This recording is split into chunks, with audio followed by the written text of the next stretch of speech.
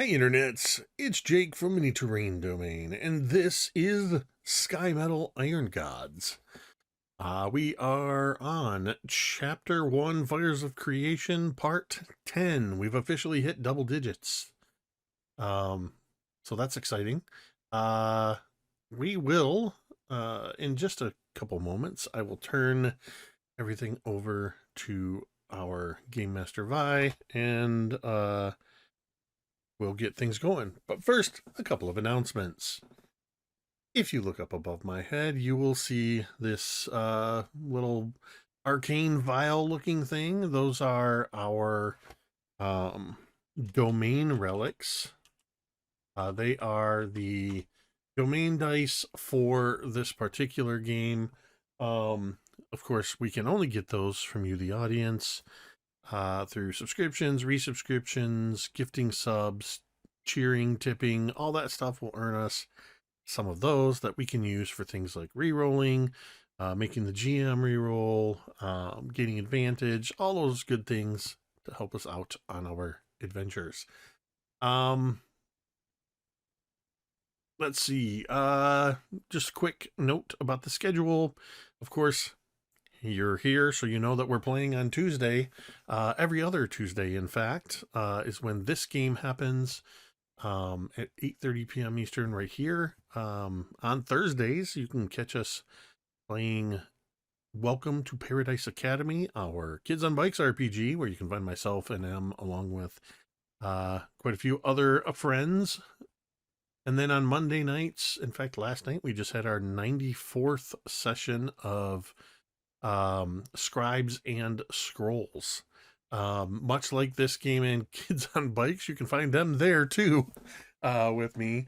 We seem to have a lot of crossover between a lot of our games, which is great. So you can tune in to check all of those shows out. Very different games. We've got a Pathfinder 2e on Mondays, D&D on every other Tuesday, and Kids on Bikes on Thursdays. So we've got lots of variety for you. A quick note that this is a fantasy role-playing game. You are apt to hear adult language and violent, or rather graphic depictions of violence, fantasy violence, things like that. So just be warned. If that's something that you don't want to be exposed to, please head on over to another stream, because that's, that if you don't want to hear it, go somewhere else. We won't be offended. But do know that we, the players, the GM, all of us here, have safety tools in place. We have had session 0. We know everyone's lines and veils, and our safety tools help to keep everyone safe and having fun. So just keep that in mind when you're running your own games, that you should also have a session 0, set up safety tools for your players and yourself. However, you're doing that, even for your private home games, it's a great idea. The last thing before I turn it over to Vi is, as we do before every game, we want to remind you that you matter. Your presence on this earth makes a difference, whether you believe it or not. It is true. Now, historically, this is the part where I tell you that, hey, you might be struggling for any number of reasons, which is true, and it is okay to not be okay. Struggling is normal. But I wanted to also let you know that you don't have to be struggling. You don't have to be in a bad place to talk to somebody. It's just good to have a third party person, somebody who's not somehow tied to the rest of your life, that you can talk about, that you can just have somebody, sort of like a pressure relief valve, if you will. I found that to be very helpful when I was seeing a therapist, and recently reconnected with my therapist, just for a quick check-in, just to see how things were going.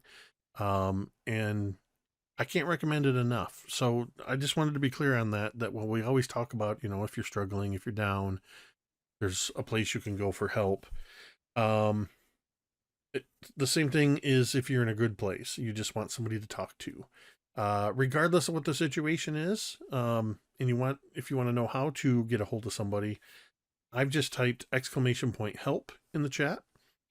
That will bring up a couple of URLs, findahelpline.com, or you can check out the growing list of resources at takethis.org.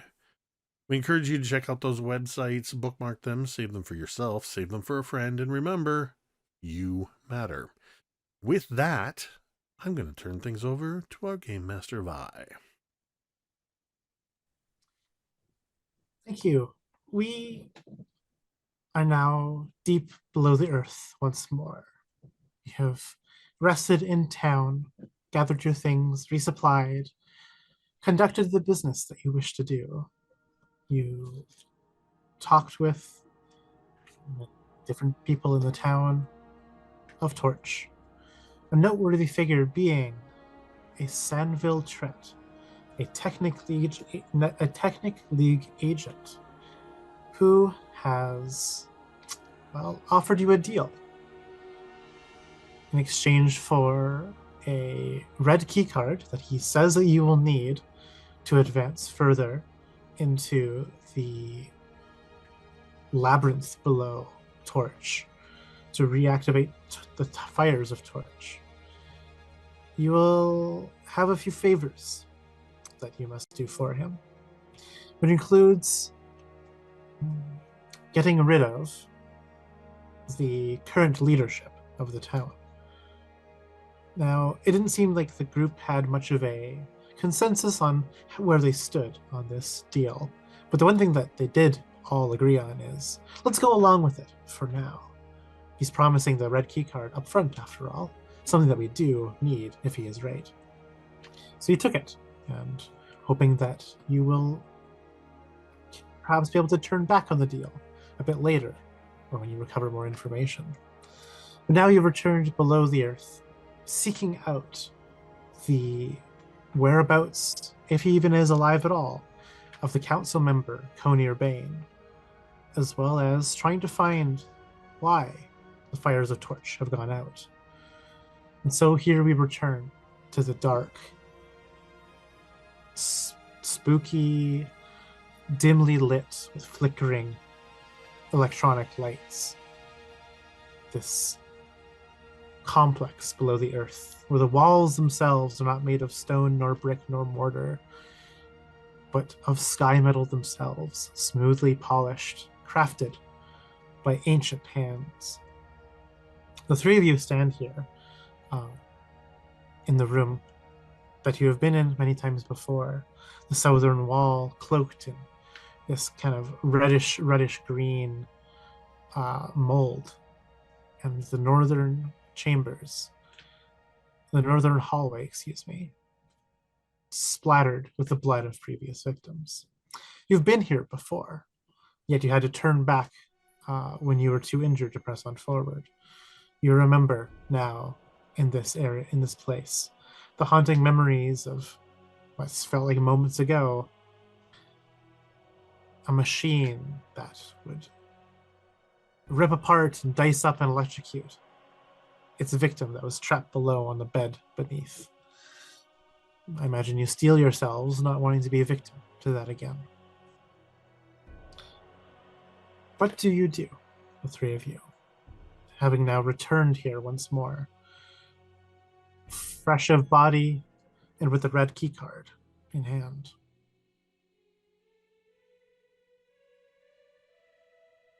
If I remember correctly, we also brought a bunch of alcohol.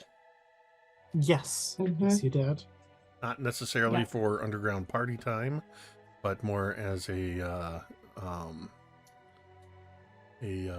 not pesticide, but fungicide, I guess. Yeah. I mean, it could be both. Yeah. We could have a fungicide underground party. Not wrong. One for the fungus, one for the barbarian, one for the fungus, one for the Yes. rogue. Mhm.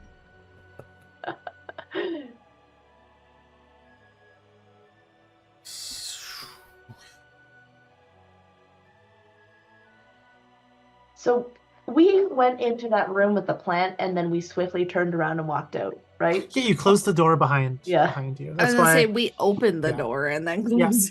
You opened up this door. How do I mark it here? You opened up this door right here. Saw the big nasty plant monster wiggling about in the moldy room. Mm-hmm. And we were all in a pretty you- bad way, as I recall, was why Yep. we didn't want to risk even engaging with that.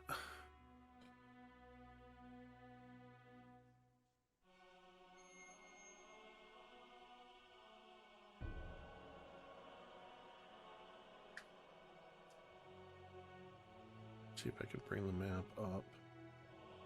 There we go. Sort of.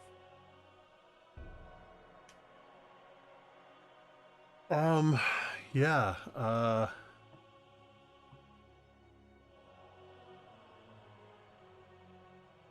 not really sure where we wanted to proceed to. There's at least a couple doors that we haven't investigated. I don't remember which one was red carded.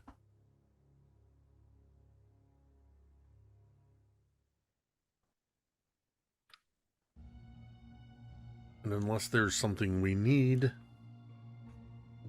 from the room with the giant plant, I don't know that we want to I don't know that we want to I don't know. risk it. We might want to go in there though, because what if there's? I know, that's what I'm thinking too. We might want to go in there because what if there's, a key card, or what if there's something of importance in there, or Well, like I said, unless we know for sure that there's something in there. It's What is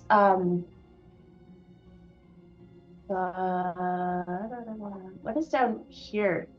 You did not open that door. You have no idea what is there. But there's a central circular room with this panel here having a red stripe on it.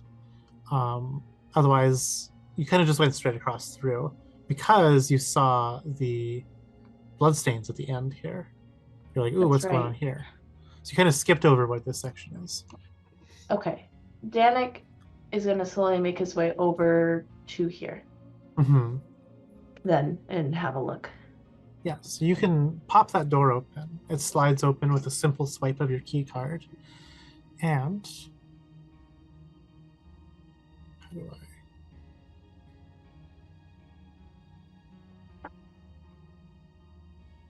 You see ahead of you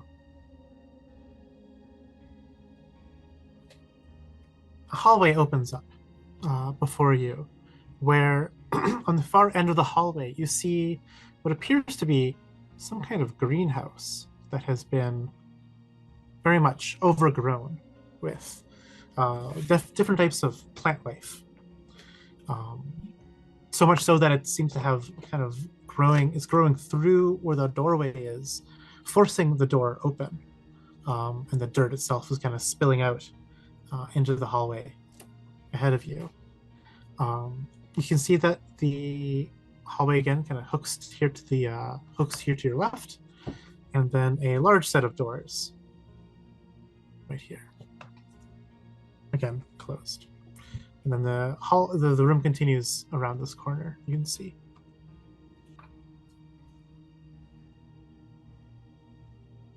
Okay, Dannek is gonna make his way slowly down, very cautiously, and he's going to look first in this direction. And you see He's also making sure that the other people are behind him. He does not want to go in by himself. see that the hallway ends. Oops. Connecting to what you imagine to be the other side of that hallway that you were down before. But it goes to a dead end? Yes, yeah. Okay. And then you look to the other direction, Yeah.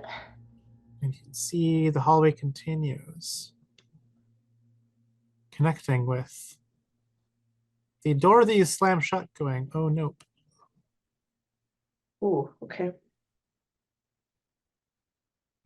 And then, what's in here? It is a locked door. You swipe your key card and it doesn't open. It has a white stripe on its keypad, which you are unable to open as of this moment. Dannek is only- relaying all of this. Oh, sorry, go ahead. Because you only possess right now the brown, black, and red key cards. Yeah. Okay. Dannek is relaying all of this information back to the others. Sorry, I would have. It looks like that. Yeah. I would be go ahead. right on your tail too.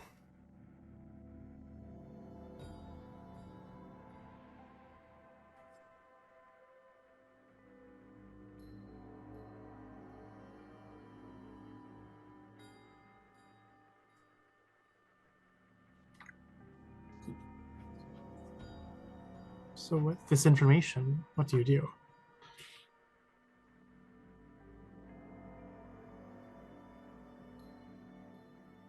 So we can see into this green area. That's like Yes. a door right there. Yes. This doorway has been forced open by the overgrowth of the greenhouse, spilling out into this hallway. Yeah, Where the plant roots have like grown into the door frame and jamming it open. That's a good sign. The plants are so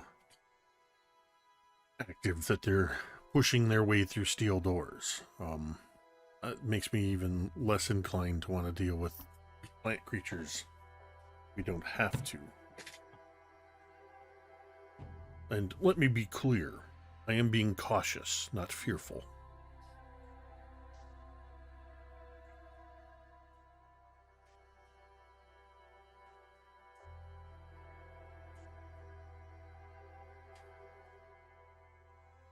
Do we want to just keep opening doors so we know where everything is? I do think that we should try and at least open a few of the doors we haven't, but I do also think that eventually we will have to kill that plant thing. Well, the good news is it seems to be rooted to its spot for the time being. Let's hope.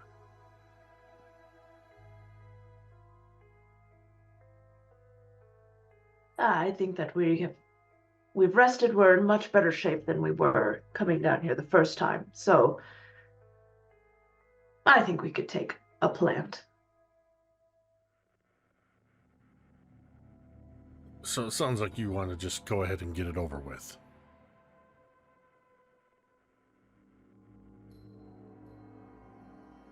Dannek just kind of As I say that, you nods. just hear shing as I unsheath my sword. I'm glad I don't have to convince you too much.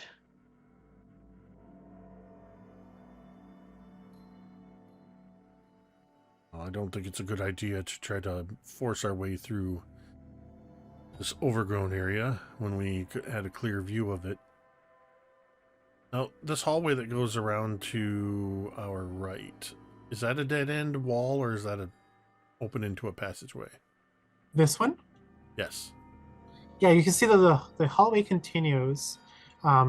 If you were to step over to peek around, you can see that it ends in a door that you imagine connects up with the door that you saw when you first opened this door here. And there's another set of doors here that are closed in the wall.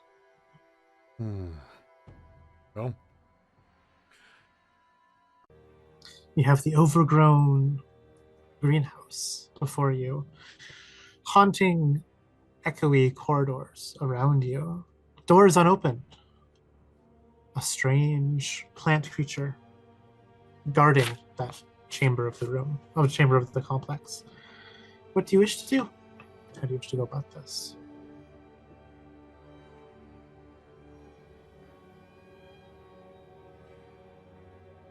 I was about to try.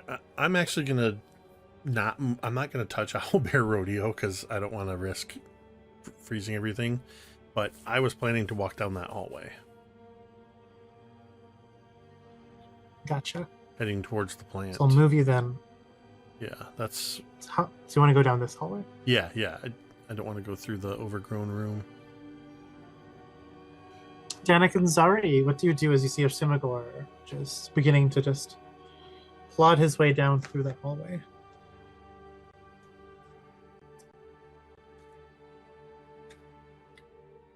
I think Zaari would kind of look at Dannek and be like, I think you should be behind us for a minute. Yeah. Yep. And he like moves over to the side and like gestures for you to go first.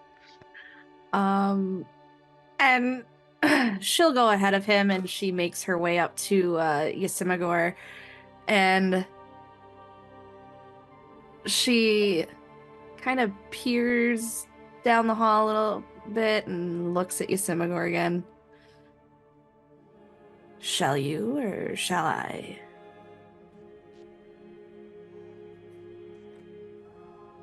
What's the plan? Are we just gonna rush in there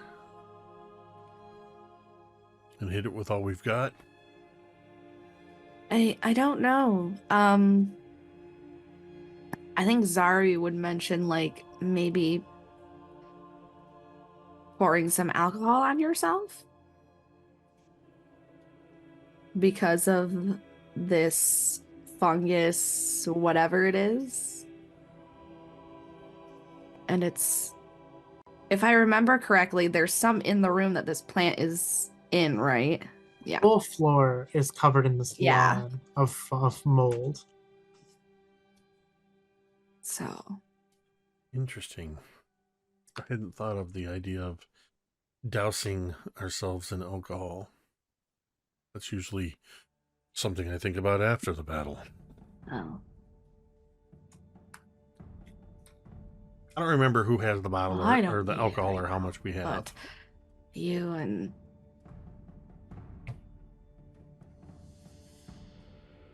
I believe Dannek had some. You had some too. Dannek has a bag of holding. That's what it is. That's what it is. Because Dannek So had all of it.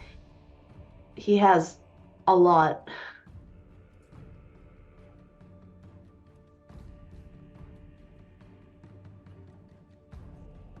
I think is the exact scientific measurement. You do have a lot. Yeah. So much. All right, well, I mean, I'm willing to try it.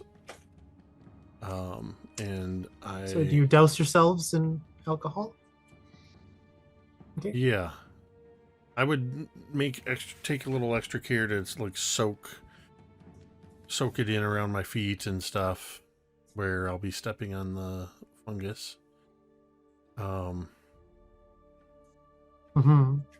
can already see like the bits of it that kind of drop onto the ground, and as you pour it onto your feet, it causes the mold on the ground to almost wash away as if it was dirt. Just kind of like rinses it completely off, revealing a very much shinier, like chrome-like metal floor. I think Zaari would at the very least soak her boots, because with her being a paladin and immune to disease, I think she's gonna be pretty okay, but she'll soak her boots just to kind of make sure that there's more rhyme and reason to be able to get rid of what's on the floor. Gotcha. So consider the two of you soaked, boozed up. Yeah, Dannek will as well.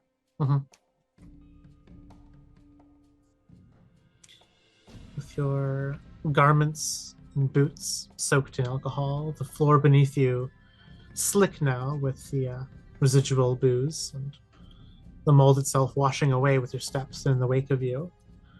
You press forward, going towards that door at the end of the hall. The door Try to on close the distance between yourselves and the plant monster. the door on the right, is that open or closed?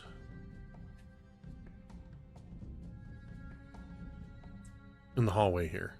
It is closed. Okay. I'm gonna leave it closed for the time being. I don't want to introduce a new threat just So in case. this door here is closed, and so is this.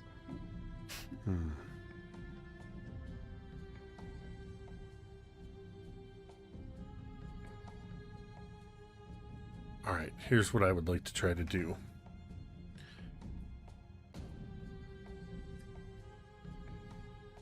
I don't know how well we can creep up on a plant, but I want to come in around the corner and try to get as close as I can to it and strike it before it has a chance to react.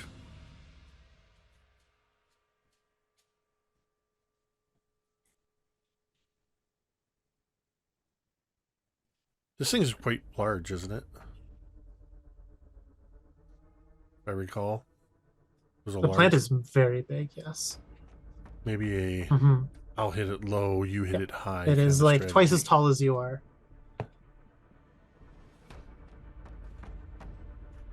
Alright, I would like to try to stealth around the corner and sneak up on this thing. Okay. Everyone who wants to roll stealth may do so and tell me what the results are. Stealth. Okay.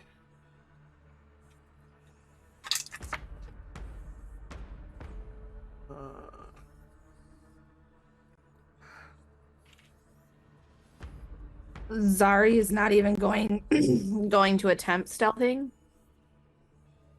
She sees no point in it. Okay. Yrsimagor and Zaari, you go on ahead. Dannek, you are much more welcome in the shadows and more light on your feet, as you are the only one who succeeds on the stealth roll. As you walk past the opening of that room in the greenhouse, roll me a perception check, please, Dannek.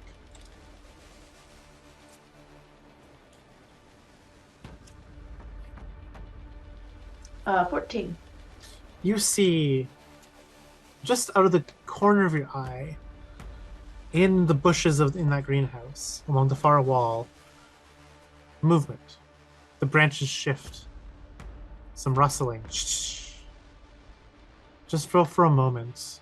You're not sure if it's real or not, because it's something that you just kind of glance out of the corner of your eye.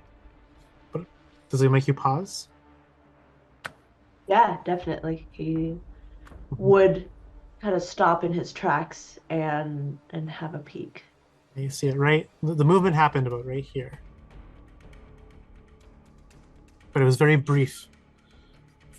Just for a moment.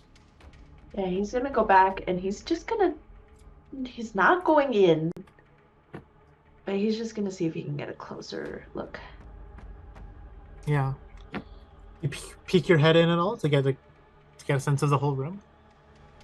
Yeah. You peek your head He in. would hear in. Yeah.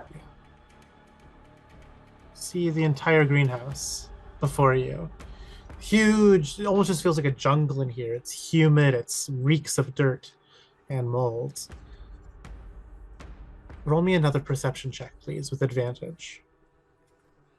Sorry. Another perception with advantage as you Okay. leer into this room, trying to see what made that moving sound earlier. Oh, that's a 24. You see them. 1, 2, 3, 4, 5, 6. 6 creatures hidden among the foliage. They are well camouflaged. You can't really make out their entirety of their forms. They seem small. They seem hidden away in the underbrush. But you're able to count pairs of eyes, and that's what caught you, or what caught their attention to you. 6 pairs of eyes looming out of the foliage, staring at you. They seem extra still now, seeing that you're staring into the room. Yeah. Interesting.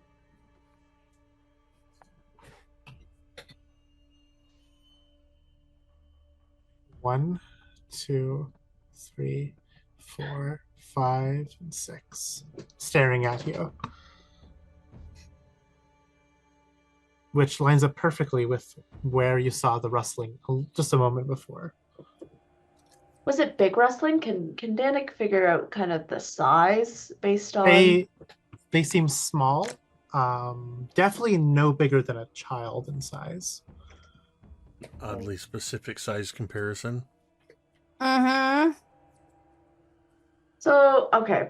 He's not going to do anything right now because if he has learned anything about this dungeon is that, things aren't always what they seem. So, but he is going to run ahead to kind of head up with the others.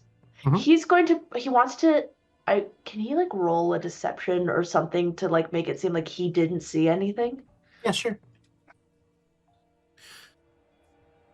If it helps, I'm not paying attention to you. 16. He kind of like looks around, like looks in the purposely wrong areas. Just like shrugs. All right, must be nothing. Kind of thing. Yeah. Right.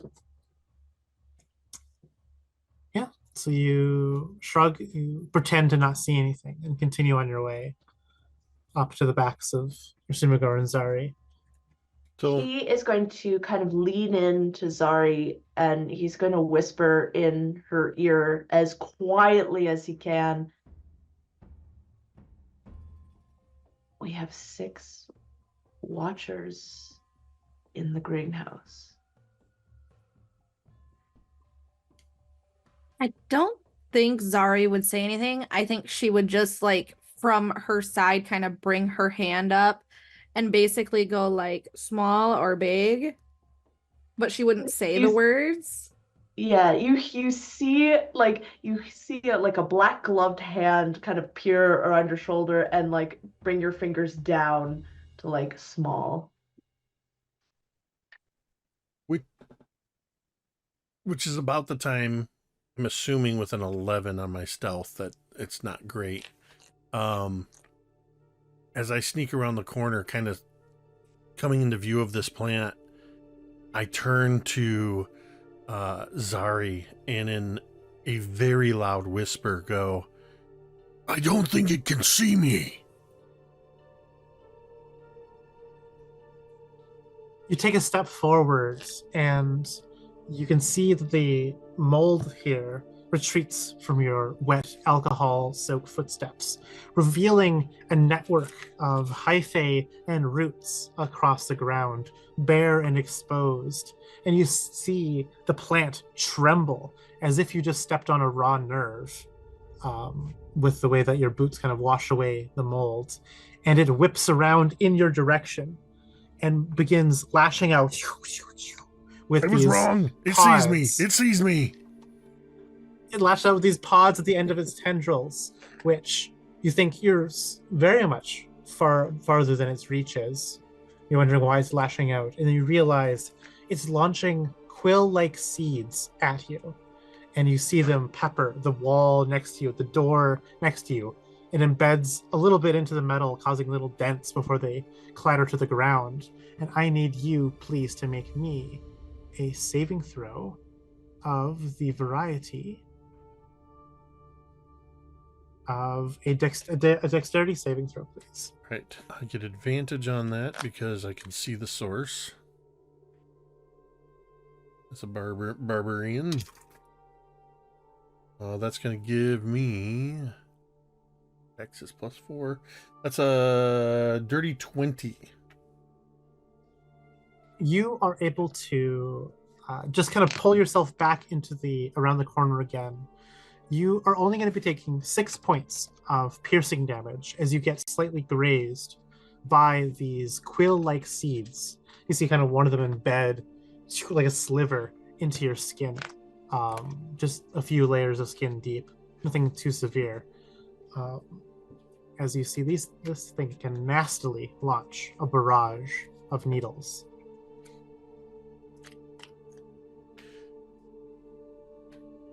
As I turn back to look at the other two and just pluck at a couple of these quills. That plant threw this stuff at me.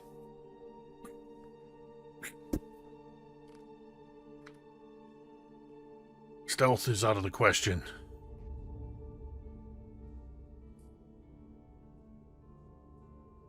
And you might be right. I'm going to... I'm quite frankly annoyed that I just got cluster bombed by a tree. I'm so annoyed, I think it's going to push me into a rage and an attack. As you turn back around the corner to launch an attack, you can see that the creature, this plant, it's shambling towards your location. Oh, great, it moves! Roll for initiative. Everyone, please. What do you mean it moves? You see on the ground the pseudopod tendrils of roots. They begin twisting around like an octopus's tentacles, causing it to snake its way forward. Slowly, but without resistance. Got a nat 20 on my initiative. Ooh. You got the nat 20, I got the nat 1. Yeah. Hopefully my rolls are good from now on. Yrsimagor. Then it goes Dannek. Then it goes Weed Whip. And then it goes Zaari. Yrsimagor, you may act as you launch yourself into a rage and bring your weapon forward. Go ahead and make your turn. Double check. It's here.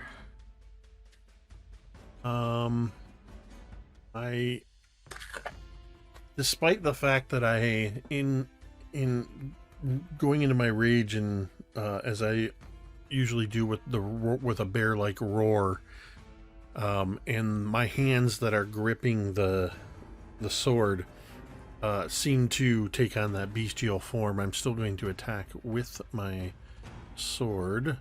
And where did it go?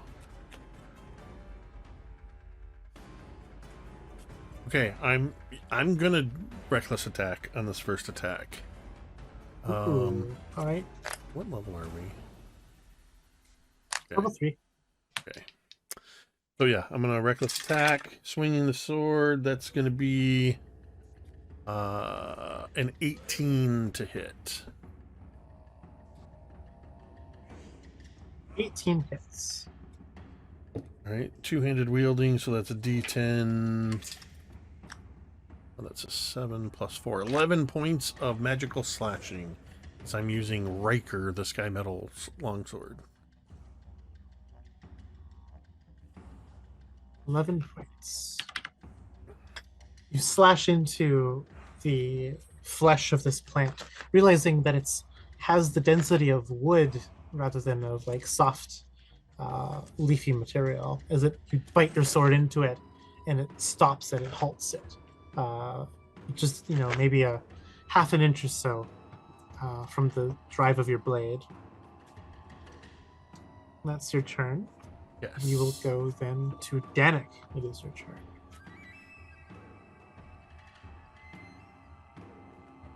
Dannek wants to keep a half an eye out.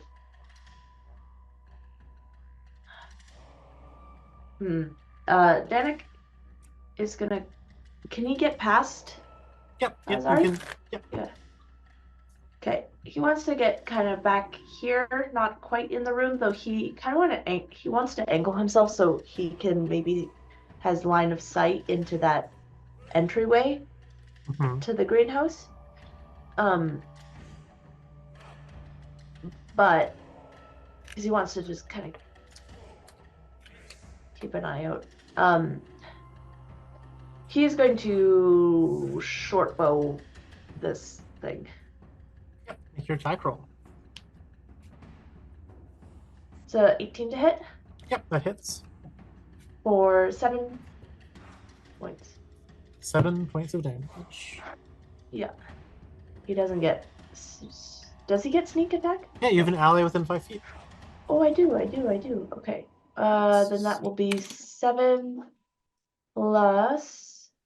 That'll be a total of 17 points, actually, of damage. You see that the head, the flower of this thing, has a sensitive bulb near the top, and you drive your arrow down as it exposes itself from the melee combat with Yrsimagor. You drive a very, very powerful arrow shot right in the center of this bulb in the top of the flower, and the thing reels back, its tendrils lashing as it launches a mist of spores from its tendrils around itself. It's using its reaction at going at half health to do a poisonous aura against you, Dannek, and you, Yrsimagor. You both make a Constitution saving throw.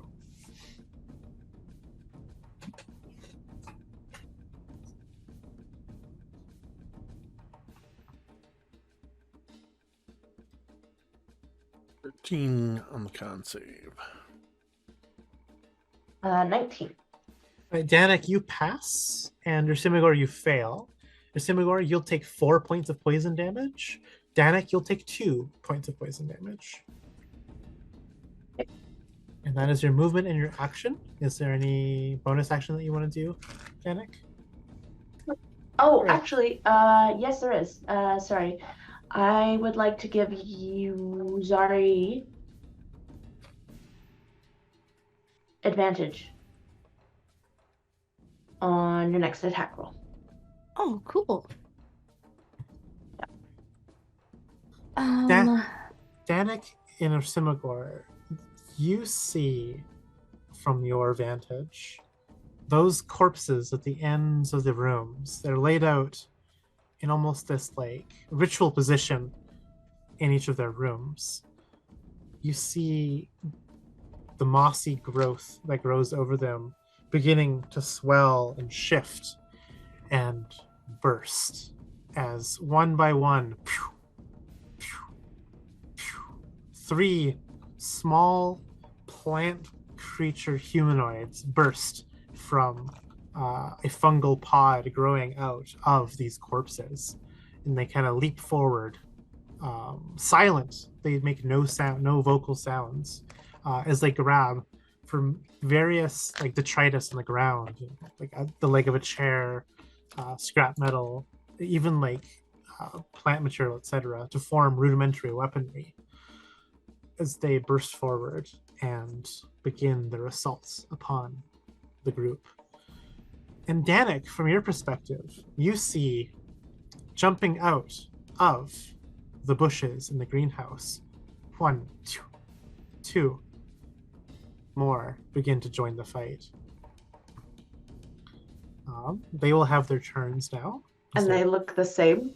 Yeah, they look the ones that... The ones that just hatched look I guess the ones that burst out of the ground here in the greenhouse, they look a bit more mature, like they're they look a bit bigger and older and like have more growth to them, and are like more composed in how they move around. Like these younger ones, the ones that just hatched, they kind of seem a bit still clumsy, like they haven't figured out how to walk yet. These new ones seem very much more capable. They're going to go up against Yrsimagor and bludgeon you with their clubs and spear tips. And so you said you recklessly attacked, so it means they get advantage against you, Yrsimagor. Yes. So the first one is a 18 to hit. It's a hit. for 4 points of piercing damage. Reduced to 2. And the next one is a dirty 20 to hit, which is 7 points of piercing damage. Reduced to 4. And then these ones will come forward. This one kind of like hops onto the table in this room and lobs the kind of bit of broken rubble at Yrsimagor. And again, reckless attack. It'll get a 17 to hit against you. That's my AC. And it'll do 3 points of bludgeoning damage, which gets reduced down to 2. Likewise, this one jumps onto this table and does a similar thing, lobbing its plant detritus at you. 30-20 for 4 points of bludgeoning, which gets down to 2. And this one can't actually get to you in its movement, so it's going to get up to about here.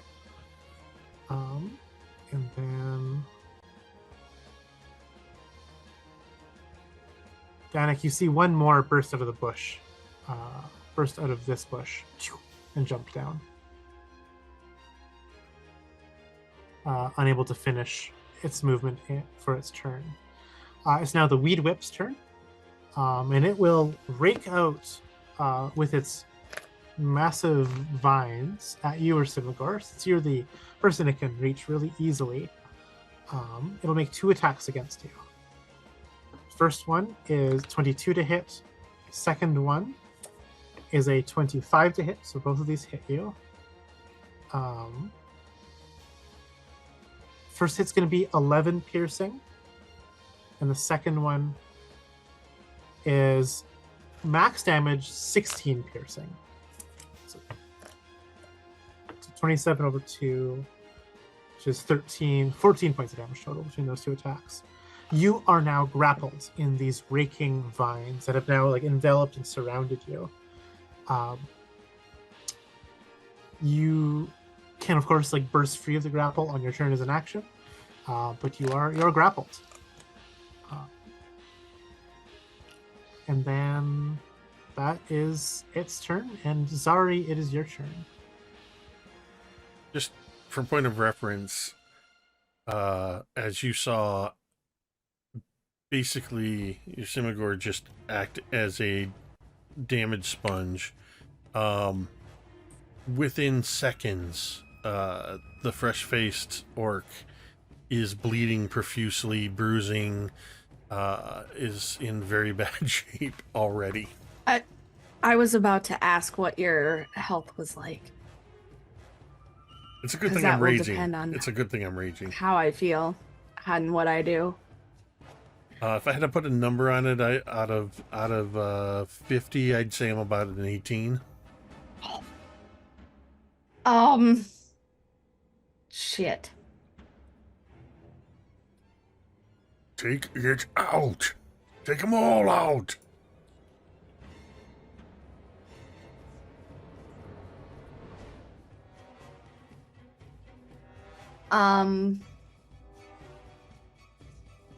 I think that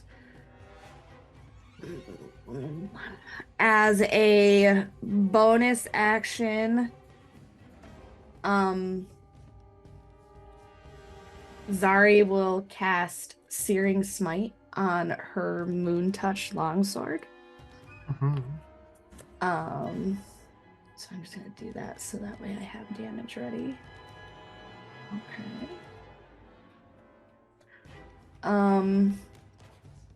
So we'll see what I get. 14, I don't think that's gonna hit. No, 14 against the big plant Yeah, against the weed. will not hit. Yeah, okay. And currently that is all I can do. Since the weed is bloodied, it will lash out at you as you strike it with a melee attack. It'll do 2 points of piercing damage to you from its needles. Cool. As punishment for attacking it. That's fine. And that is your turn. Mhm. All right, Yrsimagor, it is your turn. When you say I'm grappled, Mhm. is it like vines wrapping around, pinning my arms to the side? Is it around my waist, my legs? You are not restrained. You just cannot move. Your movement speed is 0. It's grabbed you kind of by the waist. Your hands are free to still use your sword and stuff like that, but you are unable to move. With my height and the sword, can I reach the flower at the top? Yes. I would like to attack it recklessly. All right, make me that attack roll then, please. And let's see. So that's going to be a 21 to hit. That hits. Sorry. Also, at the beginning of your turn, you're taking 11 points of piercing damage from the grapple, as the thorns dig into you. Ooh, awesome! Reduced to 6. And so the 20 plus attack hits. Yes. All right, and so that's a D10 plus 4, and I forgot last time to add the 2 for raging, so that's plus 6. So that's a total of 14 slashing damage. All right. You'll take 2 points of piercing damage from attacking it. You drive your sword into the bulb, lopping almost all of it off. You can see that this thing is near death. On a scale of about 45, it would be a 2. It is hanging on by a mere tendril at this point. Still tangled up in this thing, bleeding from multiple piercings and attacks. Looking like a fighter on the ropes. I'm just gonna look at the others and just finish it. That is my turn. All right, Dannek, it is your turn. Dannek is going to follow instructions, and he is going to aim and fire his short bow at this plant. All right, make your attack roll, please. It's a 12 to hit. A 12 will not be able to penetrate its woody armor. The arrow does not do any damage. Can I use a Domain die? A domain relic to reroll? That's 2 of them, right? Yeah, a cylinder. It's... What was the number? It was 1 per advantage, 3 to reroll? 2 for, yeah, 2 for reroll. 2 for reroll? You can chug 2 domain relics to reroll your thing. Okay. All right, that's an 18. That will hit, yes. All right, much better. So that is... Is it more than 2 points of damage? Yes. Yes, it is. Yrsimagor, the plant before you, falls, crumbling as the arrow finally pierces the remains of that bulb on the top. The roots around you, the tendrils around you, go limp. Dannek, you can see you felled the plant monster. And immediately, these small little creatures made of roots and vines wrapped around into a vaguely humanoid figure, they seem extremely startled that you've done this. You can see them recoiling in fear. They're kind of stepping back, giving you space now. You're muted.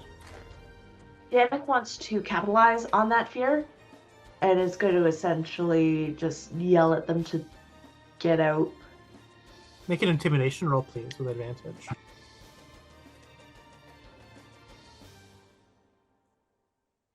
Okay. 24. That causes them to waver. They shift to the exterior of the room, kind of giving you almost this 10 foot of radius around you that they will probably not ever enter, as you have spooked them off by defeating their guardian.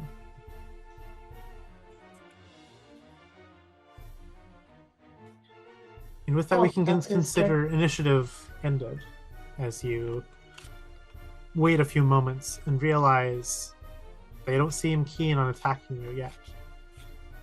Perfect. To give you the space. What do you want to do now? Zaari is very much using her lay on hands pool and using all 15 for Yrsimagor. Yeah, just as you approach me, you would see, as I'm coming out of the rage, you see that I actually stagger for a moment and have to kind of brace myself. I probably jab my sword point down and sort of brace myself for a moment. I imagine it's as, she's coming up and she sees that happen, it's her hands are on your shoulders. 15, you said? And she does, 15. She does lay on hands. Just watch her hands start to glow. You can see it from like your probably blurry depth perception. Just this very soft golden light.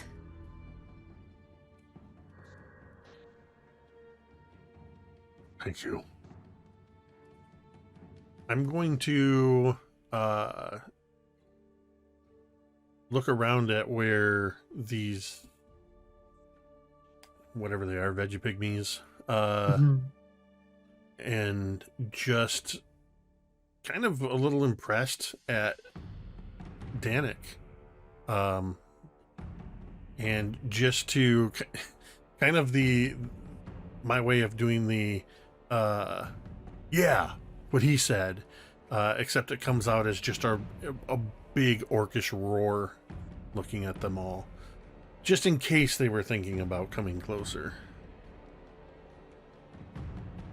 Yeah, you realize that they not only are giving you space from your great feat of martial prowess, but also because of the alcohol dripping from your clothes and soaking away from your boots. They see it kind of like run in little rivulets across the floor, and you'll see one of them like scamper back as like some of the liquid flows down like a little river.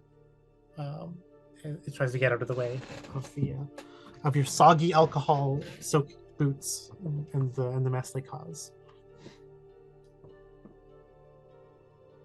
I will step into the middle of the room and just sort of look around now that we have a little base. Just kind of turn in place, looking to see if there's anything that made this worthwhile. Yeah, you can see that this big dark chamber here has this, absolute lawn of fungal matter over every single surface, though with every step you take, that surface gets less and less and less as you wash it off. You see these work tables, the chairs around them. You see strange consoles and equipment up against the far wall. But in these 4 chambers, with the doors that have been bent askew to force them open, you see these 4 bodies ritualistically posed against the far wall. See that all their equipment seems to be intact, though they are covered again in that ruddy, brownish, reddish, greenish mold that grows over them. Turn to Dannek and just sort of sheathing my sword, just hold my hand up. Alcohol.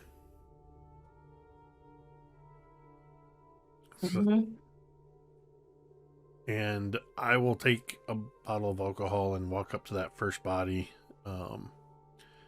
and just start sort of pouring the alcohol over it to continue to eliminate the stuff. As you pour the alcohol over this body, you see dark red skin, pointed ears, arcane robes. This is not just some civilian, some villager, not even some ancient being. This looks like an adventurer, a hobgoblin one at that. You get the sense this is the hobgoblin sorcerer adventurer, the moldy robes that he wears. You can see now as you wash away with the alcohol, you see a coin pouch, as well as like a pouch of arcane components, which kind of betrays this being, as one said, being a spellcaster, and a potion at his belt loop.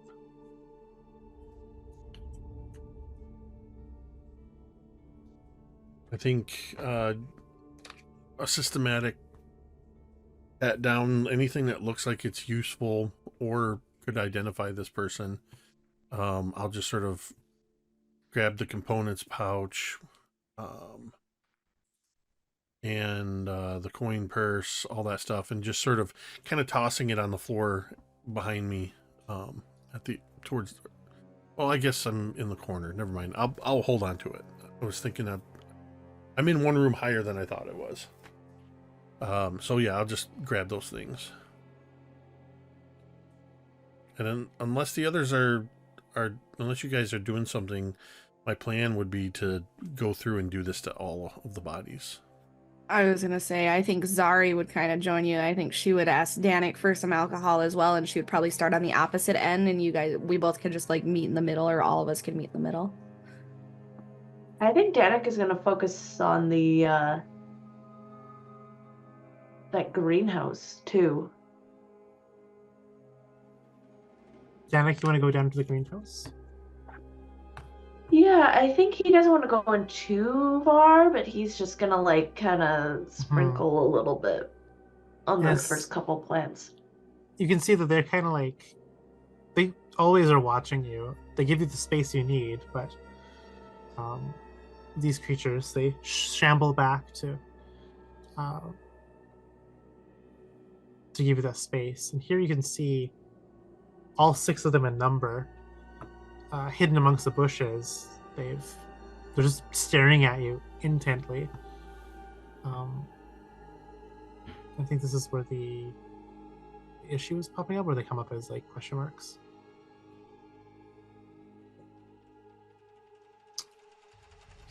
Delete, put here, delete, put here, delete. And is that all of them? Or is there more question marks? No. I don't see any question marks. Yeah, it replaced all the question marks. There you go. Yeah, you see this massive greenhouse. The air in this room is warm and moist. It kind of clings to your throat. You can see that there's like a vapor and mist that clings to the ceiling, and condensation that runs down the walls. You see that the plants themselves are growing up the walls, with a strange, unusual brown and green vegetation. You have never seen any plant life like this in the world before. They all look just slightly wrong and weird, with the tubers of them shaped slightly wrong, and they have weird coloration to them. And this one in the center is a massive tree, or what would pass for a tree if, again, this is a strange it almost like a, it doesn't look like a tree, but it looks like a giant tree-like plant, I guess. It has this network of vines that have completely overgrown the ceiling, wrapping around what you imagine, or well, I guess what a 21st century person would imagine would be the sprinkler system up in the ceiling. Other than that, you see nothing really else of note beyond the 4 denizens of this chamber, that being these little plant-like creatures, utterly terrified of you, and they seem horrified whenever you step into the room and wash away some of that mold with your boots.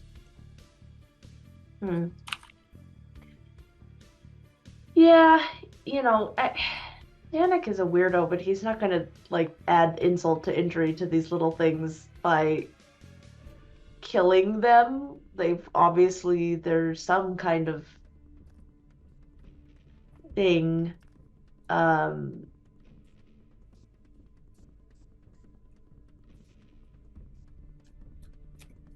But he's gonna go up to the tree and just kind of look at it, see if he can discern anything about it. You walk up to the tree. You can make a nature roll for me, please. Dirty 20. You see that this tree has these large orange and red fruits that are kind of like shaped somewhat like a banana, but they seem very, very soft and juicy. And as you kind of take note of these fruits, one of these little creatures climbs up, climbing up the knotwork of the stem of this plant, and plucks one of these fruits and holds it down to you. Dannek is gonna carefully take it. His hands are gloved. I would like to make that known. Mhm. And holds the fruit. Does it have like you said, it kind of looks like a banana? Yeah, imagine a banana if it were like filled with like fruit juice. It's like really squishy, almost like, whoa, you feel like you're like it'll burst like a water balloon in your hands. He looks at this fruit and then he looks back up at this creature. You see that the creature's waiting in anticipation. And you look around, and so too are all of these creatures, waiting in anticipation, watching you. Ooh.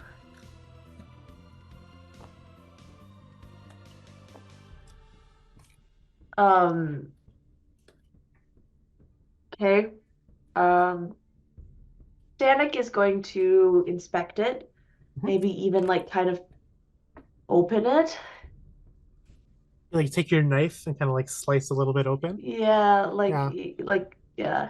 Have you ever seen those videos of those like Korean like eggs where you kind of slice it over rice and it kind of folds open, juicy with Yeah. steam? That's what this fruit does. You slice just a little bit of the rind. It kind of like bursts open and the fruit kind of unfolds on itself, and you get this waft of smell. You smell this just like this sweet, almost like soury, sweet and sour smell that bursts from this fruit. Not all a rancid sour, but just like almost like a citrus sour. It seems yummy. You can see like there's like these numerous fruits, not fruits, numerous like seeds nestled into the fibers of the fruit. They're really long, almost as long as like your pinky finger. Rather than like small little individual seeds, but like a cluster of 3 or 4 of them inside this fruit. Otherwise, the juice dribbles out from this fruit wound and dribbles and drips down your gloved hand onto the ground, and you can see that the one of these creatures like goes down on all fours, looking at the fruit juice on the ground, as if Just looking at it, not intently staring, like I imagine like the cat seeing like a bit of your crumb of what you're eating drop to the ground. This is kind of like what it does. It just like watches it, but it doesn't advance off on the juices. It's very, very, very curious, and not curious, but like very watching intently at what you do with this fruit and its contents. Oh God. Okay.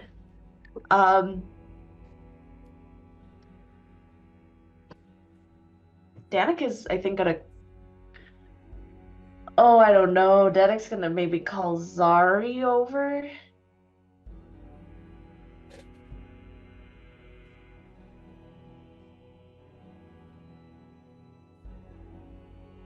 Okay. Zaari,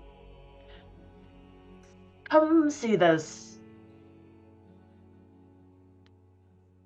I imagine Zaari was getting ready to do what Yrsimagor was doing. And instead she's getting called over, so she's like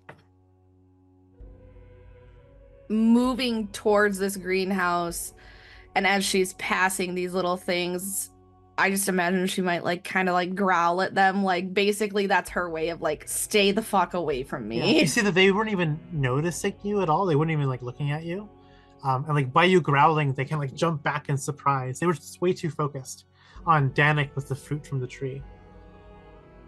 And when she comes in, her eyes kind of narrow on Dannek and what he's holding. What is that? look at this, he says as he like takes some of the fruit juice in on his knife and just kind of like drips it in another area to see if these little things will, yeah. Yeah, they kind of like they follow the knife too, with a bit of fruit on it, and then it drips. And you like drop it on the ground. They like all snap their heads to where it dropped, and then like they like stare at the fruit juice on the ground, the fruit flesh, and then they look back up at you, like wondering what you're gonna do with this thing. They seem a bit like they're very much waiting in anticipation.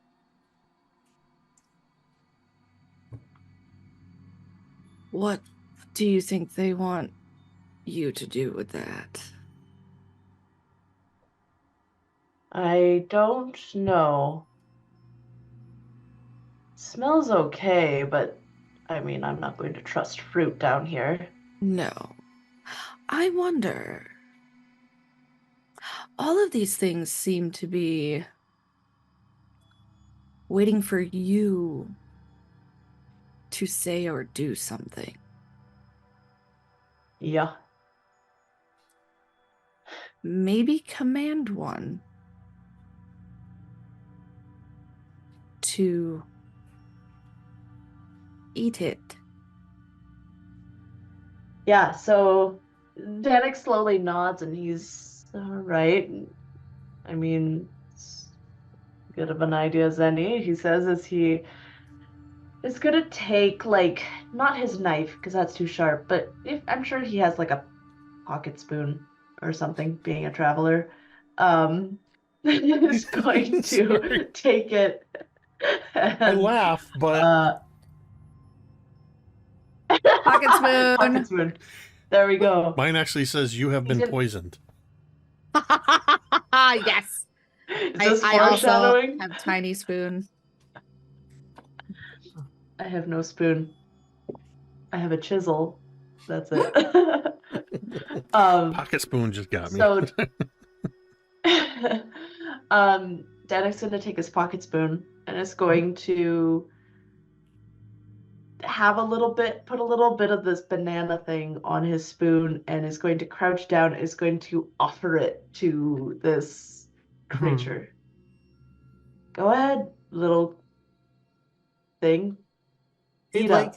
it like as you like extend your arm, it like backs up as if like you're pointing a weapon at it, and then like it'll smell the fruit, and like it like steps forward, and like kind of looks up down onto the spoon, and then like with the two hands open palmed, pushes the spoon tip up back at you, like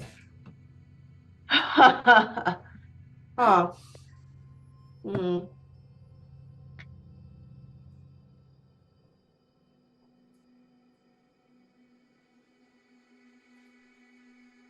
Yeah, Dannek is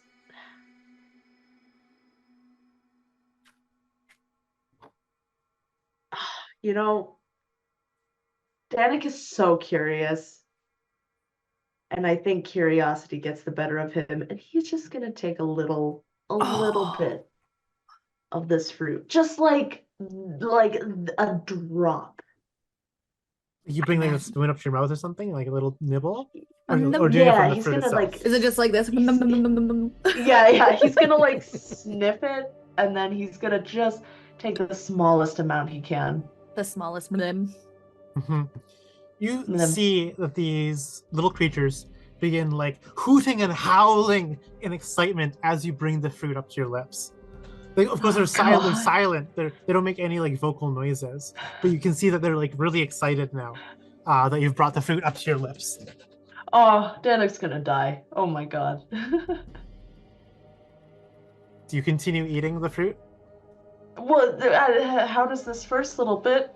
Oh, it tastes yummy. It doesn't quite taste like a fruit you've ever had before.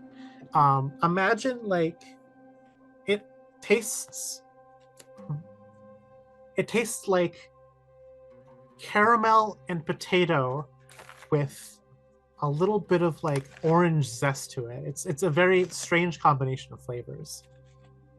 Has like a weird like starchy like mouthfeel, the juice of like potato, and then has like that like burnt caramel and citrus like aromaticness to it, and then Yep. it has an aftertaste Yeah. that is like almost like a bitter, not bittersweet, like bitingly sweet as an aftertaste. You know, something dawns on Dannek. Those It tastes things edible. came out of. Yeah, those things, though, they came out of those people, right?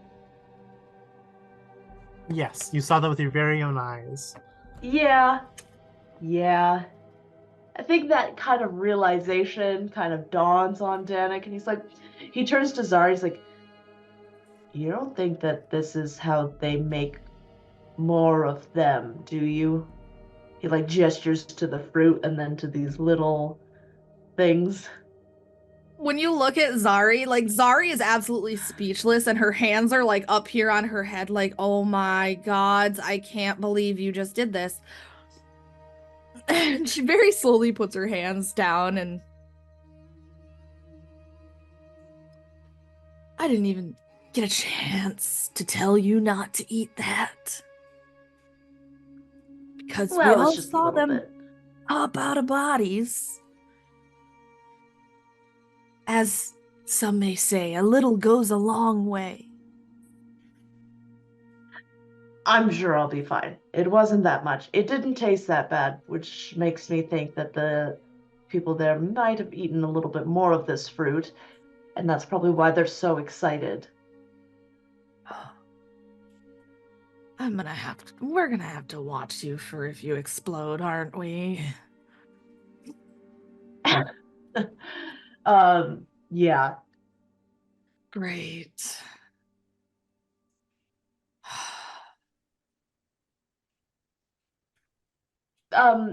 Maybe Dannek's drink just gonna some put the fruit alcohol. down. You Oh, put the yeah, fruit down. yeah, Okay, and so he's gonna chug some alcohol. That's a By very put- good idea. by putting the fruit down, what do you mean? Like just dropping it on the ground, like placing it into Placing it the very planter? carefully. Yeah. Yeah. Yeah. You place the fruit down, you grab some alcohol, and you chug it. Is that what's going on? You are being so specific. It makes me I nervous. do need some specifics here. I need you to be specific because these creatures are watching you very intently. I don't like this. I need to know exactly. Okay, you know what? you're He's not doing. gonna drop the fruit. No, with them looking so intently at him, but he is gonna swig some alcohol.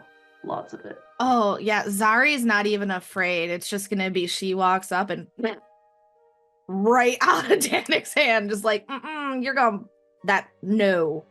Like you swat the fruit out of his hand. I swat the fruit out of his hand. I don't care All if right. these things attack us. I don't roll care. for no. everyone. All three of you, please roll for initiative.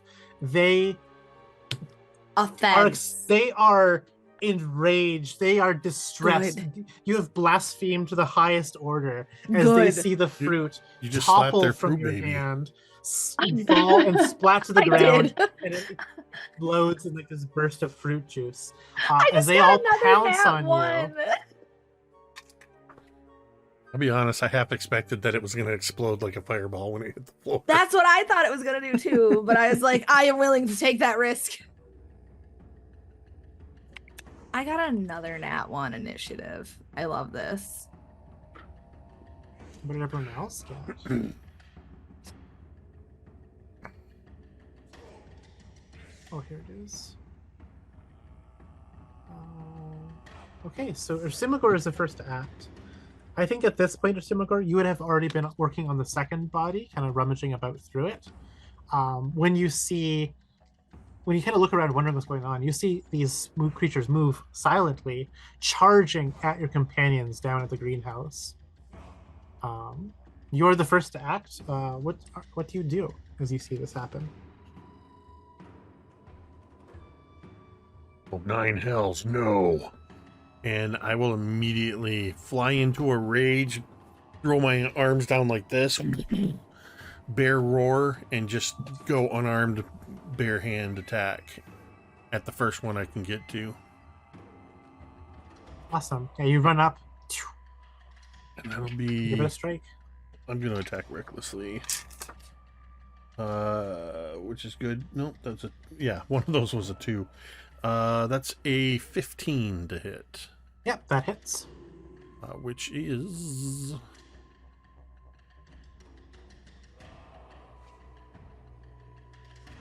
There we go.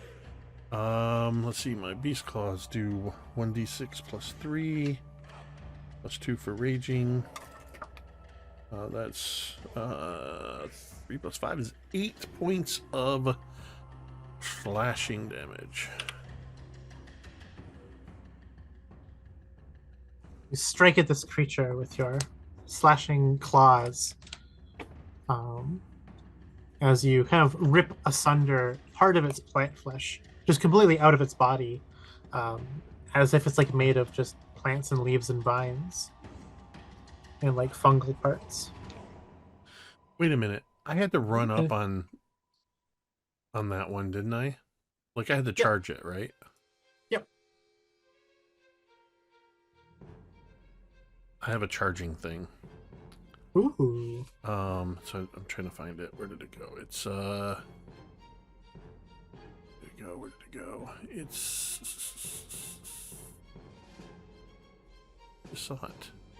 Adrenaline rush, relentless. Adrenaline rush. Oh, never mind. That's for dashing. I didn't need to dash to get there, so no worries. I'm done. Right. It is now the little creature's turns. The one in front of you, you see that the plant parts begin to knit itself back together, despite your massive strike. As you can see it regenerating hit points in front of you. These two turn to try to strike you, Yrsimagor. Because you attack recklessly, they have an advantage. So they wield their clubs and sticks. First one gets a 10 to hit, which is a miss. Second one gets a 21 to hit, which is a hit. But deals 3 points of bludgeoning damage to you. Is that already halved or not? No. Okay. I'm going to give you the unhalved numbers for you perfect. to have. Zaari, you get attacked by this cluster of 3 from behind as they charge at you with spears overhead to drive them into you. It's going to be 3 attacks against you. A 14, an 11, and a 22, which I think is only The one hit. 22 will hit. Yeah, so one of them hits, which will deal 4 points of piercing to you. Cool. And the 4 on you, Dannek, they surround you and strike at you with clubs and sticks. 4 attacks against you, Dannek. That's going to be a 12, a 7, a 20, and a 11. So only the 20 hits, right? Yeah. So you will take 4 points of slashing damage. And then Dannek, it is your turn. Okay. He is going to take out his short sword and start slashing at these things around him. Mm-hmm. Give me an attack roll. Oh my goodness. 7. Nope. 7 is a miss. They duck and weave. They are agile. You saw how nimble they were climbing up the tree and moving about the bushes. They're just as agile to dodge your strikes. Anything else with your Cool. turn, Dannek? Yeah, he wants to pour some alcohol in them. Yeah. That'll be considered an attack, which you can't do. Oh, is it? You'll need- Okay. Yeah, if you're doing it, yeah. We'll do this Okay. as an action. Okay, well then as a bonus action, he's going to give Yrsimagor advantage. All right. And then Zaari, it is your turn. Bullsies. Let me see here. I am going to...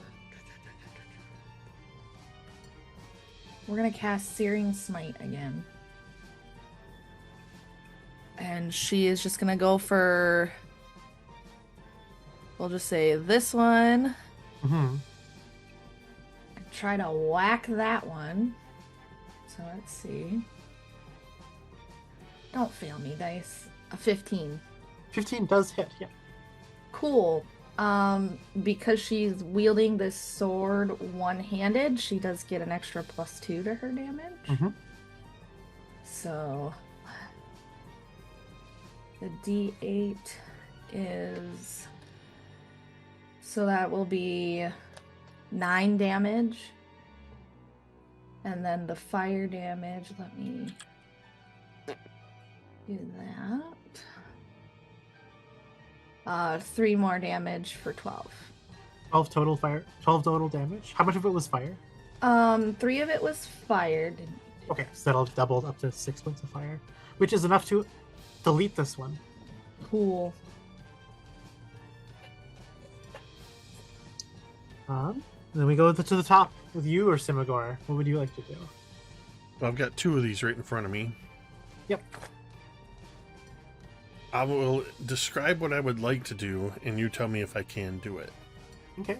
Since I actually had, from my investigating the bodies, I had the bottle of alcohol. I would like to take a huge swig of alcohol and just go... and just spray it on them. Literally, Okay. yeah. Just Yeah. spray all over these 2. I like that. What I'm going to do is I'm going to have them roll just a dexterity saving. You know what? I'm going to make it as if like you're casting the spell Burning Hands. Okay. But you're doing alcohol damage, which normally most creatures are immune to. But you know that these things have a weakness to Right. it. So they're going to make a dexterity saving throw against like a DC 13 and see how much they pass. So one of them passes, the other one fails. So Burning Hand is like 3d6, right? Yeah, I believe so. Yeah, roll for me 3d6.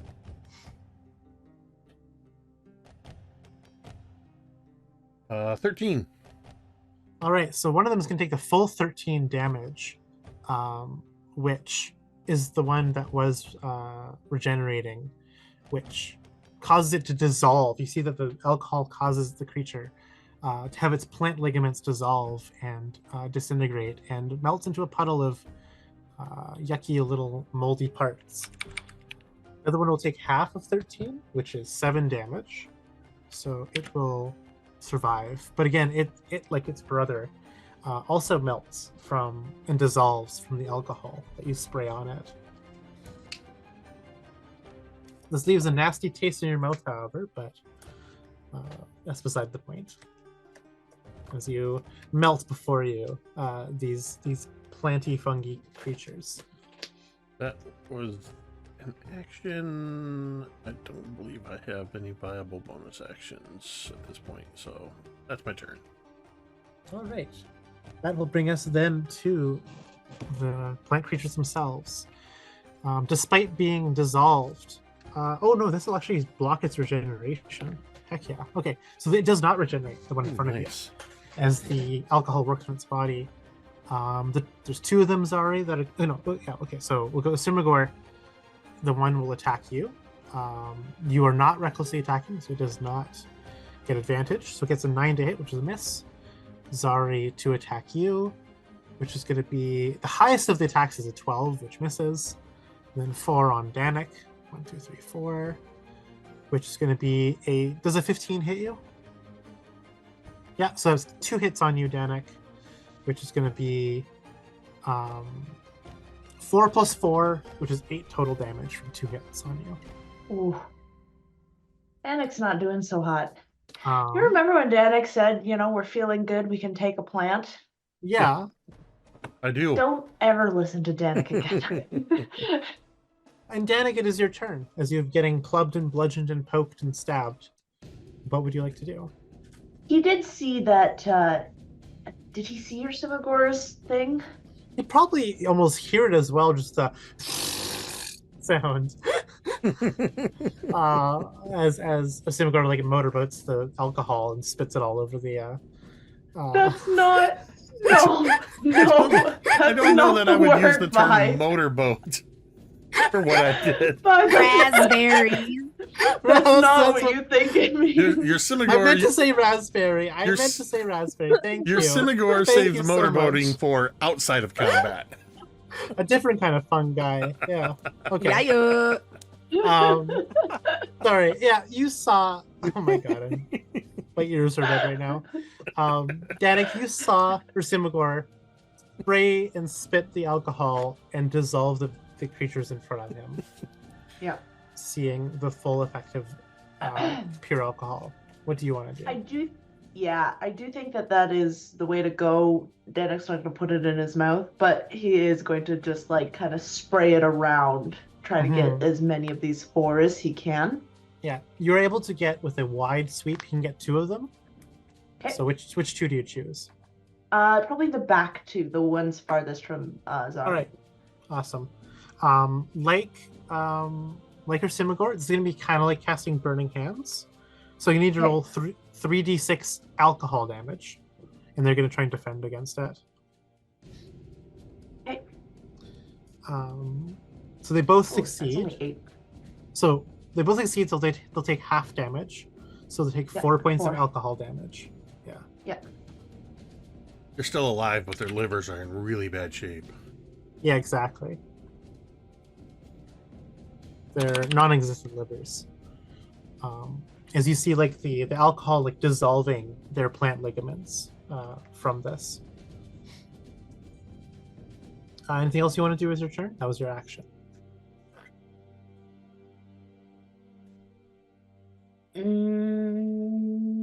Oh. No. No. Giving bonus action to Zaari. Or Right. advantage. Sorry. Yeah. Oh, coolsies. So Zaari, it is now your turn. Cool. With Searing Smite still going.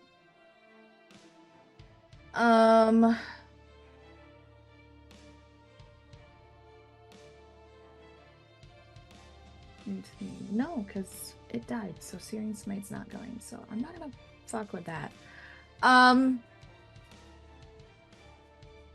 Can Zaari, I think what Zaari is gonna do is, because she's not terrible health-wise,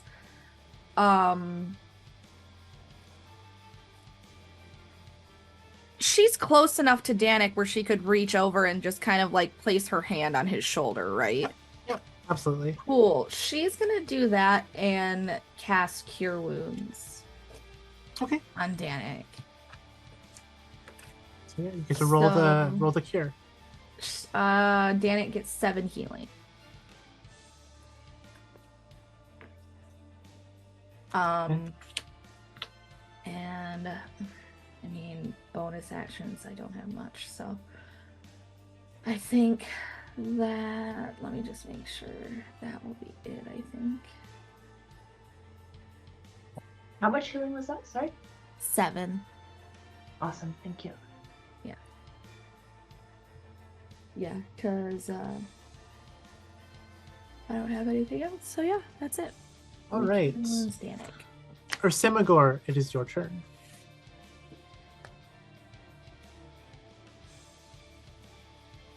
This one in front of me looks in pretty bad shape.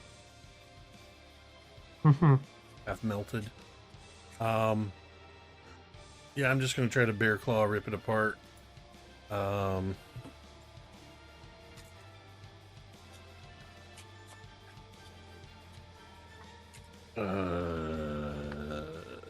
With reckless attack, that's I get a +5 on that.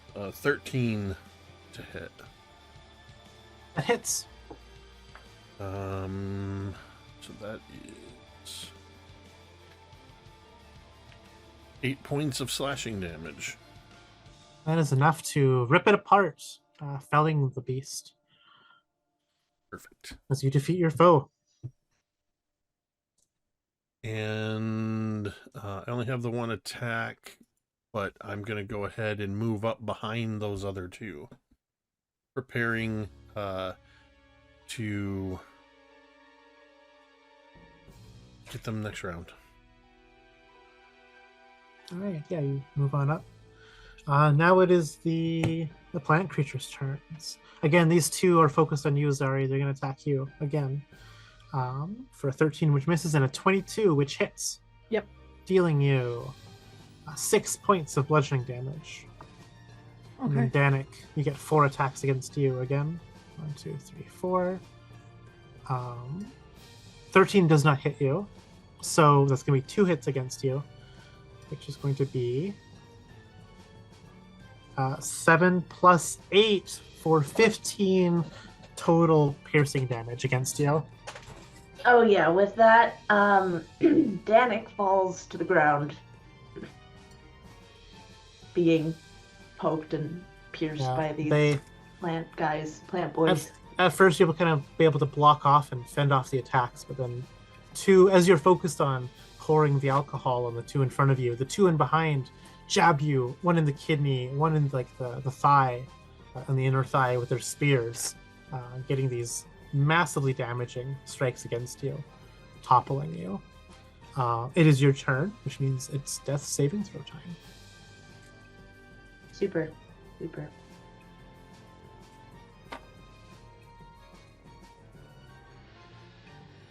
That's a 12. That's right, that's 1 success. Zaari, it is your turn. Okay. With advantage. Let me just make sure I'm not doing something else.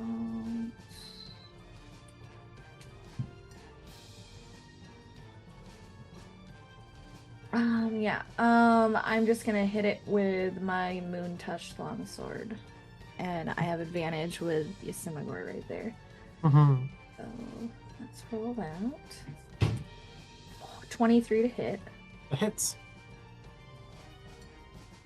Yeah, something good. So another 9 damage. Right, you strike a It'll massive be blow.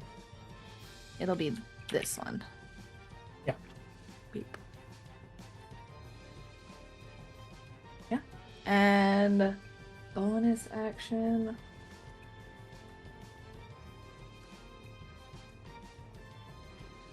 Yeah, I don't have anything for my bonus action that I can do. So that's it. All right, Yrsimagor, it's your turn. They're both still up. Yep. It's time for an alcohol spray. All right, roll 3d6. And they're going to roll defenses against you. 14 on the damage. All right, so this one gets deleted, and this one takes half. Half 14 is 7, so it stays up with 6 hit points of alcohol damage. And that's my turn. Anything else? All right. It's the creature's turn. These ones have shaken off the alcohol poisoning. As they regenerate once more. Since they've lasted a turn without getting alcoholed. They see that you're down, Dannek, so they're going to swarm next onto you, Zaari, the second blasphemer. These 4 are going to attack. All 5 of them are going to attack you. Sorry. 1, 2, 3, 4, 5 hits. So Cool, I like this. 12 misses you. Yep. Which means there's going to be a regular hit and a critical hit against you. Okay. So the regular hit is going to be 5 points, and the critical hit is going to be 13 points. Okay. I am still up, thankfully. And now it is Dannek's turn. Roll me, please, a death saving throw.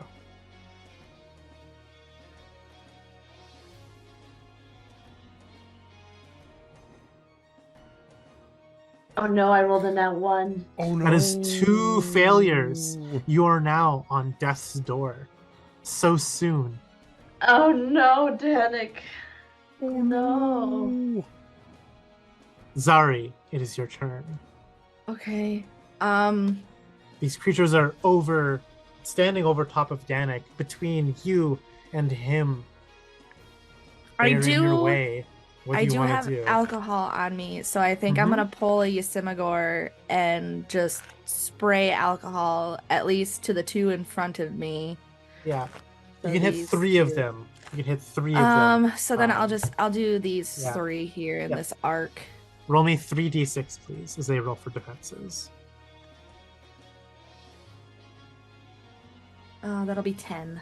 All right, they all succeed on their saving throws. They'll take half damage, so they'll take 5 instead of 10. Okay. You've done a massive amount of damage to them. And that's it. Yeah, that's my turn. Great. Yrsimagor, it is your turn.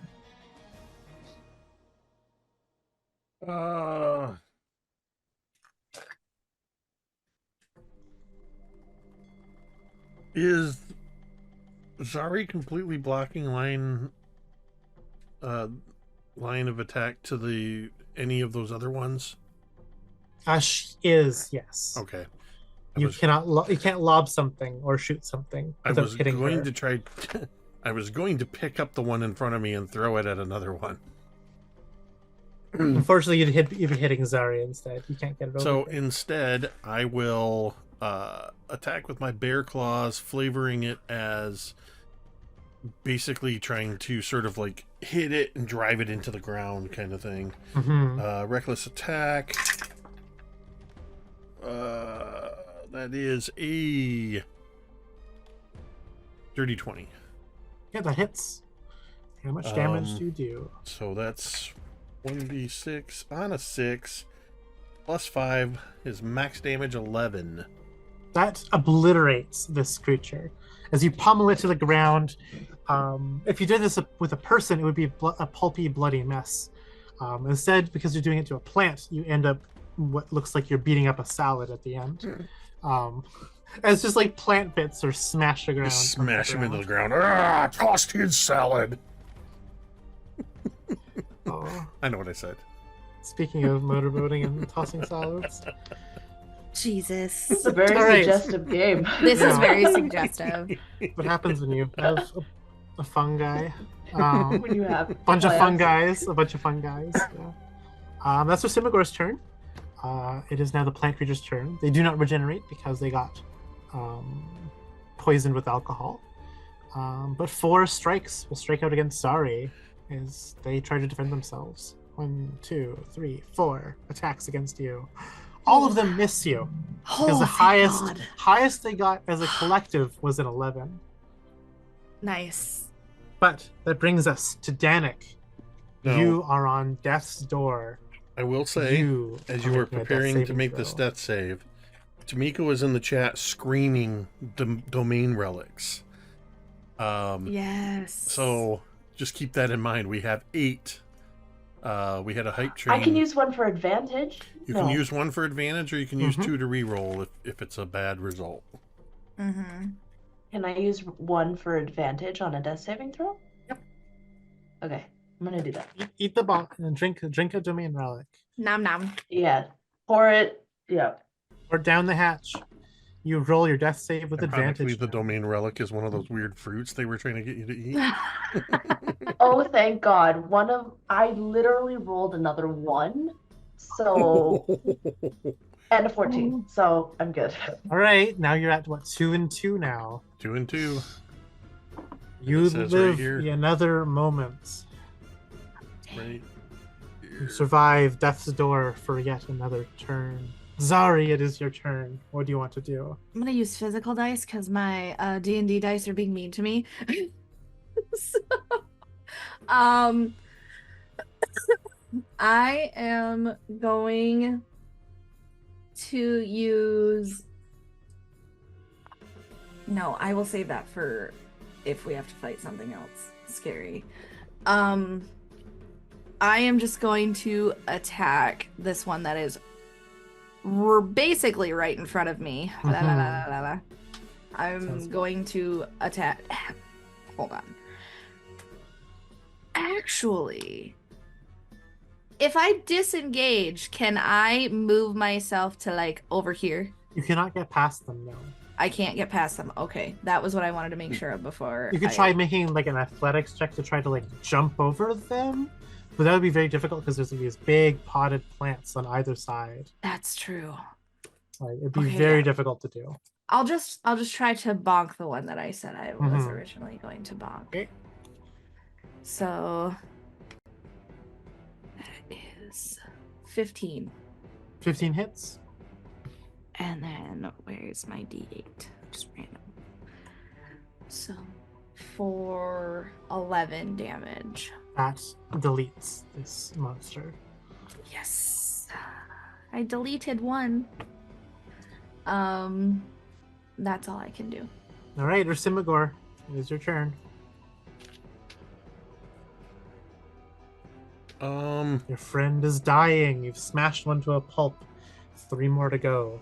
What do you want to do? Let's see. Zaari's great mass is kind of blocking the doorway.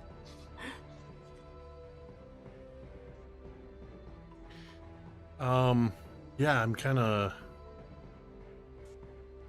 So, remind me, when we passed by that opening where the door had gotten sort of pushed open in the hallway, was that, like, basically there was a door there that I could go through? Yeah, you could walk through this for sure. All right, Like, you'd be walking over foliage. It'd be like difficult terrain, but what's the distance to go around there? You'd have to go up and around. I think this is a great place where my 5, adrenaline 10, rush would come in. 25, 40. If you use 45 movement, you can get in this square. So I have 30 movement. Dashing would put me at 60. I can use my adrenaline rush, which lets me dash as a bonus action. Ooh, yes, you can use your move and a dash to get. So your move and bonus to get here. So yeah, with Zaari blocking the way, I'm just gonna kind of for a moment just like and just take off running down the hall at a sprint, using that adrenaline rush to come around into this area. You said it was 45 feet to get into that. So you still have 15 more movement, which gets you in melee if you want to with any of the plant creatures from here. I absolutely want to get into melee.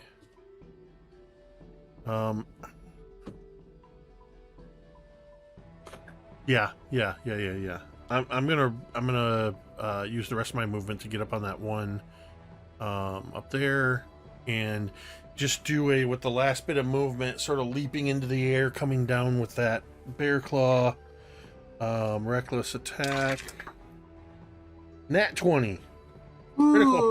Critical hit. So that's automatic max damage plus the damage roll, which means it's 11 plus 6, so 17 points of damage from that attack. That obliterates this mushroom creature. I just imagine with a powerful punch landing, and just this thing turns into just a splash of vegetation as I just look up at Zaari and smile. Ah. 2 more. It is now the Veggie Pygmies' turns, and they see how outnumbered they are. They regenerate at the beginning of their turns. There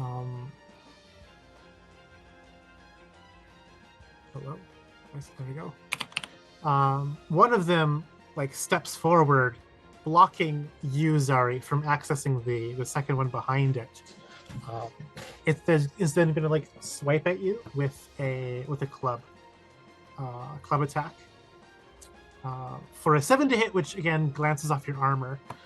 But the other one, it uses the disengage action and begins climbing up the tree, snatches one of these fruits from the tree, clambers down, tilts your head up, and opens your mouth, Dannek, shoves the fruit in it, force feeding you this very plump, ripe, red banana-shaped fruit, forcing you to eat it. That's it for the 2 creatures' turns. That brings us to you, Dannek. Death saving throw. Are we using a domain relic for advantage again? Yes, please. All right, another one down the hatch.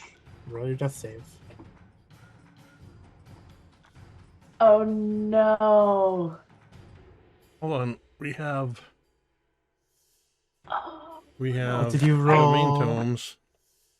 I'm gonna use 2. I have to roll again. I got a 7 and a 6. All So- right. So hold on. You used a tome to roll with advantage. Yeah. Okay, so let me Yeah. just realize the death saves weren't up there. Let me do. I do not want Dannek to die. So hold on. That'd be 1. And then you're going to use 2 more. Mm-hmm. 2 more Reroll. for another reroll. And then that's it. Tamiko just dropped in with the 5 gift subs to make sure we have those 5 right back. Thank you, Tamiko. Thank you, Tamiko. Dannek, Okay. you're failing your death save. What's this reroll? What is it? It's an 8. We've got 8 more tomes. I think I rolled 3 times. Feel like it's pretty set in stone here. I feel like the dice have spoken. Dannek, you breathe your last, probably choking on the fruit, the juices asphyxiating you. Oops, wrong one. Dannek is no more.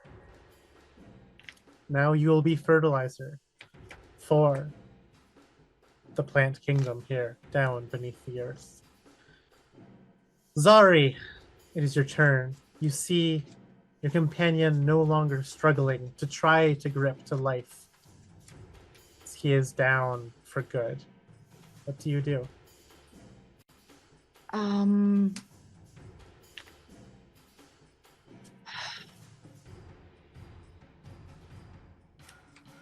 She is going to kind of let out a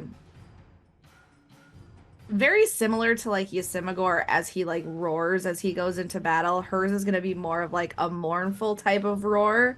Because even though, you know, her and Dannek weren't like super close, it was still her, you know, her traveling companion, her party member. So to see that happen, and then we are going to use, I am going to pop my channel divinity vow of enmity, and I can't speak today. But Enmity, basically, yeah. I get to I gain advantage on attack rolls against a creature that I can see within 10 feet for 1 minute or until it drops to 0 HP or falls unconscious. So right now I'm gonna do it on this one in front To of get me. advantage on your attack roll, So roll that attack. Please. cool these. We're gonna roll that attack, so I got a nat 20. All right, you get to roll critical hit damage.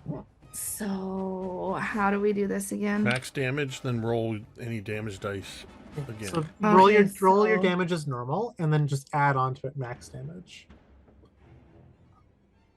So that would be 12, and then the max damage is 16. So Well, the max damage of the die roll, right? Because it was a D8, right? yeah. Yeah, so it'll be 8. So 12 plus 8. So yeah, 12 plus 8 would be 20. 20, which is enough to obliterate She's this creature. pissed. She's Your vow of enmity takes root as you obliterate this creature. And that is your turn. Brings us yes. up to Yrsimagor. Your companion has fallen. You see the culprit standing up, looking at you with almost like, oh shit, kind of eyes, seeing you looming way above it in size, towering over it. What do you want to do, Yrsimagor? Well, what I want to do is grab it with both of my bear claws and rip it in half. Honestly, I think it works. It is too much focused on shoving the fruit down Dannek's mouth. You catch it off guard. Both of these big, strong, bare arms. And you rip it down its center, pulling on each of its arms. You toss either half of it to the side as combat comes to an end. You are now one fewer than you were before.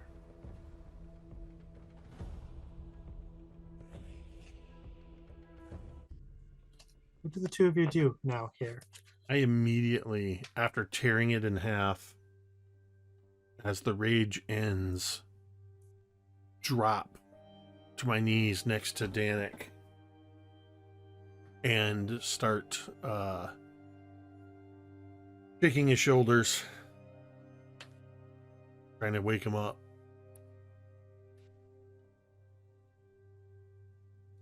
He doesn't wake up? Slap him across the face. He Wake doesn't wake up. up!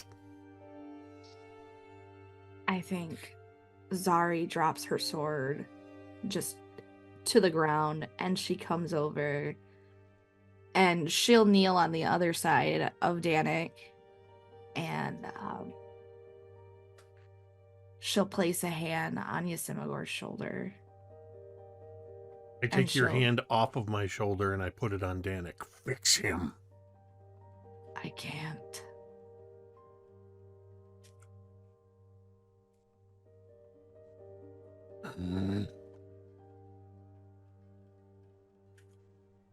The only thing we can do now is make sure that he doesn't end up like the ones in there.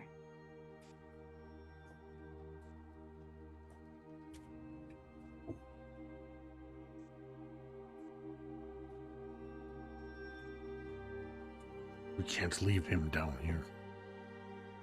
I don't plan on it.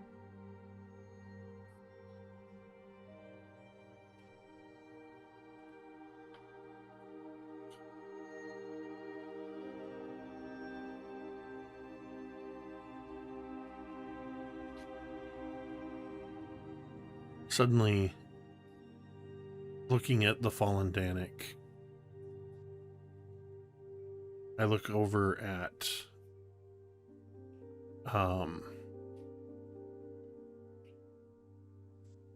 his gear. Now, I'm trying not to make this as cheesy as it often is, so I'll just ask the question. The bag of holding, is the opening big enough to fit a person inside? Yes. Yes, it is. Then I will unhook the bag of holding from Dannek's body and look to Zaari. We can put him in here. Take him with us when we go back up.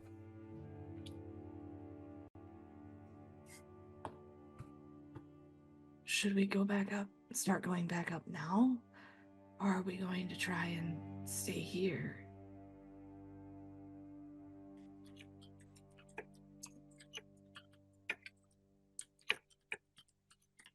I think Zaari's going to say that as what little alcohol that she has left, and maybe she even reaches into the bag of holding to pull out some more.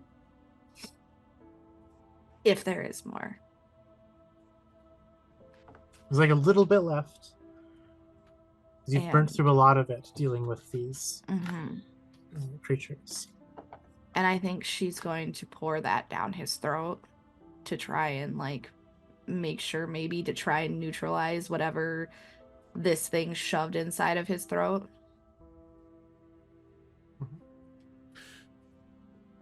Because she doesn't want to bring that back up with them.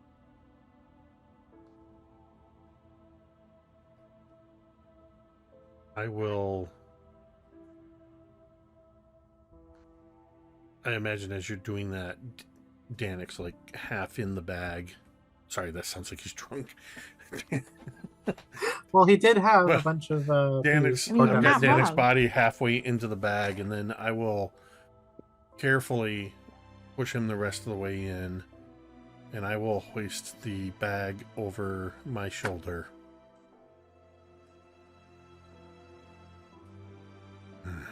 We should go back. If you would like, when we go back and we get him out of here, I can perform rites for him.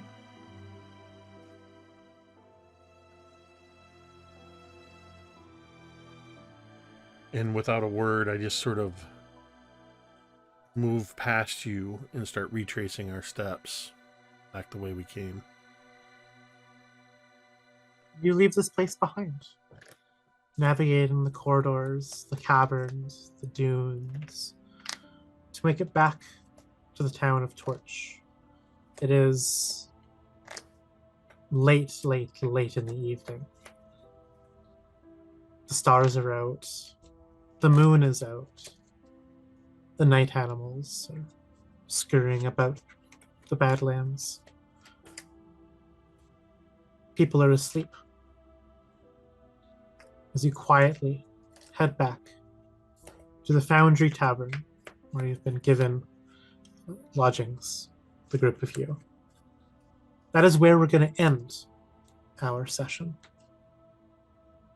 And in 2 weeks' time, a new face will join your party.